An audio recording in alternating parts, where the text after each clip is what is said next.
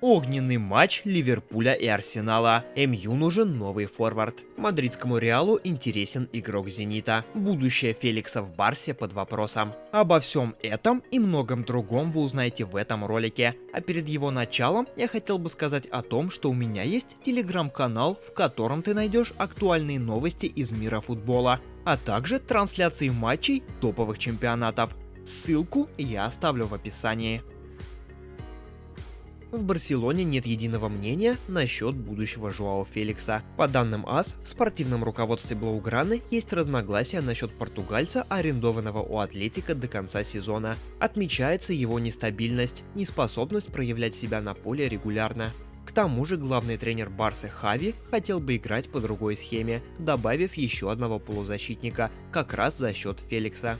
Тренерский штаб не уверен в необходимости выкупа Жоао, а еще меньше такой вариант нравится финансовому руководству, понимающему, что Атлетико будет требовать существенную сумму. При этом президент Барселоны Жоан Лапорта, инициатор аренды, по-прежнему считает, что Феликса стоит оставить. 24-летний игрок забил 3 гола за 15 матчей в Ла Лиге в составе клуба.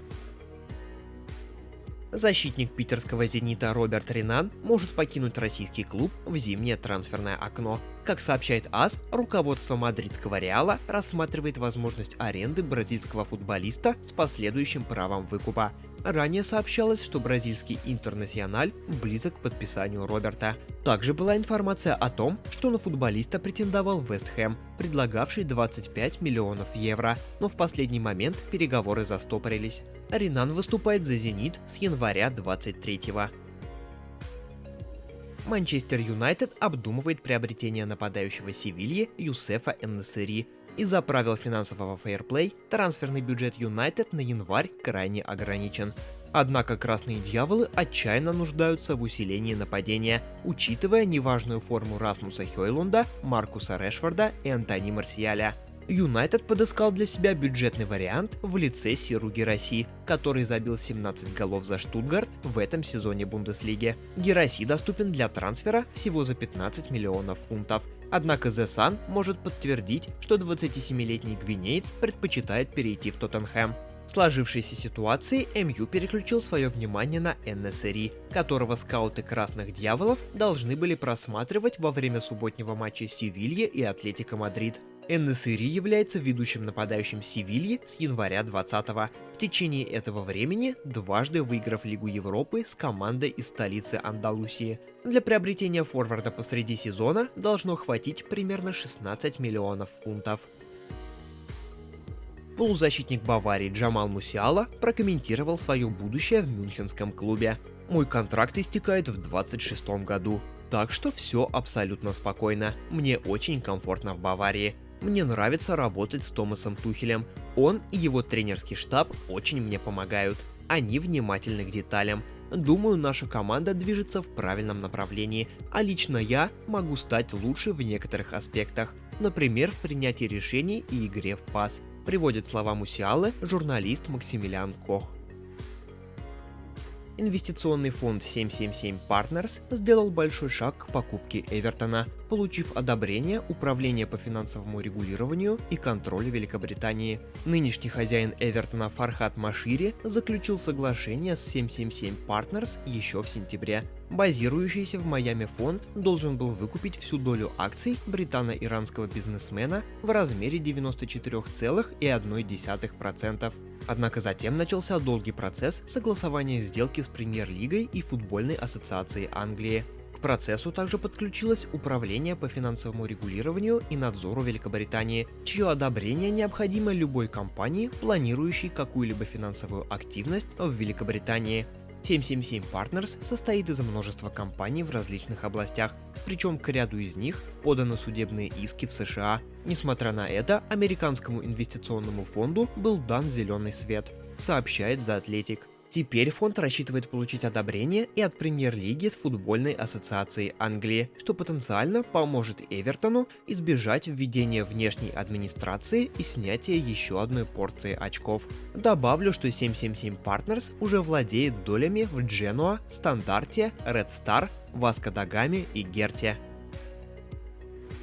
Руководители турецкого Бешикташа могут в ближайшее время назначить на пост нового главного тренера своей команды известного норвежского специалиста Уле Гуннара Сульшера, который до этого работал в МЮ. Представители турецкого клуба уже начали переговоры с наставником, который находится без работы с 2021 года. До этого в прессе были слухи о том, что Бешикташ может назначить на пост тренера российского специалиста Станислава Черчесова, который летом 23-го был уволен из Ференцвароша. Наполи провел первые переговоры с окружением полузащитника Удинезе Лазара Самарджича, сообщает журналист Николо Скира у себя в Твиттере. Они получились позитивными для обеих сторон. У игрока не сложились отношения с главным тренером Габриэле Чофи, поэтому 21-летний хавбек сборной Сербии в январе надеется перебраться в один из сильных клубов. Помимо Наполи, за игроком также следит Ювентус. Не исключено, что Удинезе решит подождать с продажей до лета. В этом сезоне футболист провел в серии А 15 матчей и забил 2 гола. Гендиректор Суперлиги Бернт Райхард выразил уверенность в том, что проект наберет необходимые 64 клуба. «Мы убеждены, что легко заполним 64 места. Мы хотим дальше развивать свое предложение, ведь теперь клубы наконец-то смогут действовать в открытую и не опасаясь санкций. Они могут рассмотреть предложение и помочь нам найти то, что снова сделает европейский футбол великим. Германия сейчас тоже ощущает давление на международной арене, особенно со стороны АПЛ. Мы считаем, что наше предложение очень хорошая возможность дать европейским и немецким клубам шанс стать сильнее, получив еще одну опору», — сказал функционер.